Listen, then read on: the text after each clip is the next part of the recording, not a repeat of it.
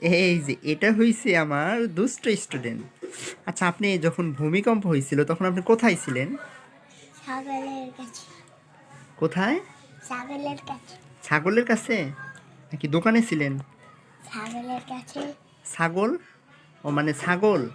হ্যাঁ, আচ্ছা, তো আপনি যখন ভূমিকম্প হয়েছে তখন কেমন কাঁপছিল? মাটি বেরোচ্ছে। মাটি ফাইটে উঠছে? আপনি কি ভয় পেয়েছিলেন? ভয় পান নাই? হাই হাই কয় কি? সো আমরা অনেক জায়গায় দেখলাম, অনেক জায়গায় ভবন ফাইটে গেছে। এরপর দেখলাম অনেক জায়গায় দেখলাম হচ্ছে ভবন একটু হেলে গেছে। সো বাংলাদেশের ইতিহাসে মানে এত বড় ভূমিকম্প কখনো হয়নি, হয়েছে? কখনো হয়নি। তার মানে ভূমিকম্প মানে কি? ভূমিকম্প মানে কি বলো তো? মানে ভূমিকম্প মানে হলো এটা আল্লাহ প্রদত্ত, মানে আল্লাহ তাআলা হচ্ছে তোমার আল্লাহ তাআলা অটোমেটিক, মানে এটা একটা দুর্যোগ। হুট করে আল্লাহ তাআলা অনেক সময় গজব নাজিল হয়।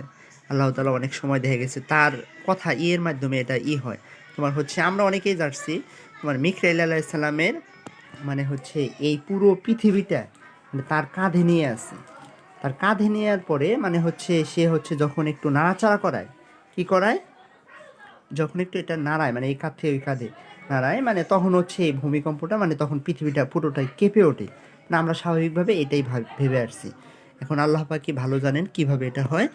সো এটা যদি অনেক বেশি আকারে হয়, মানে 8 স্কেলে হয়, তাহলে এই পৃথিবীটা ডেবে যাওয়ার সম্ভাবনা থাকে। অনেক সময় ভবন একদম ধসে যাওয়ার সম্ভাবনা থাকে।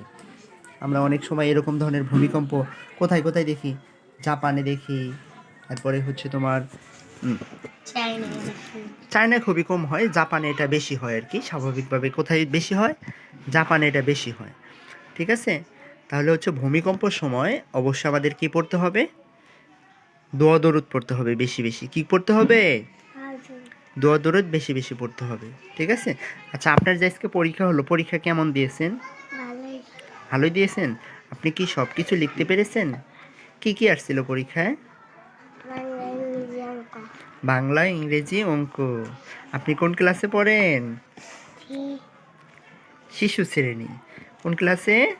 শিশু শ্রেণী। শিশু শ্রেণীতে পড়ে। ঠিক আছে, তাহলে এই যে এটা যে নিয়ে আসছেন, এটা কার জন্য নিয়ে আসছেন? স্যারের জন্য। স্যারের জন্য নিয়ে আসছে। তাহলে এটা যেহেতু আমাকে দিয়েছেন, তাহলে আপনাকে আমি লেখা দিব। লেখা দেওয়ার পরে আপনি যদি পড়া পারেন তাহলে আপনাকে আমি কি দিব? পুরস্কার দিব। ঠিক আছে, তাহলে এটা থাকবে পুরস্কার। ঠিক আছে, বাই বাই, টাটা, আল্লাহ হাফেজ।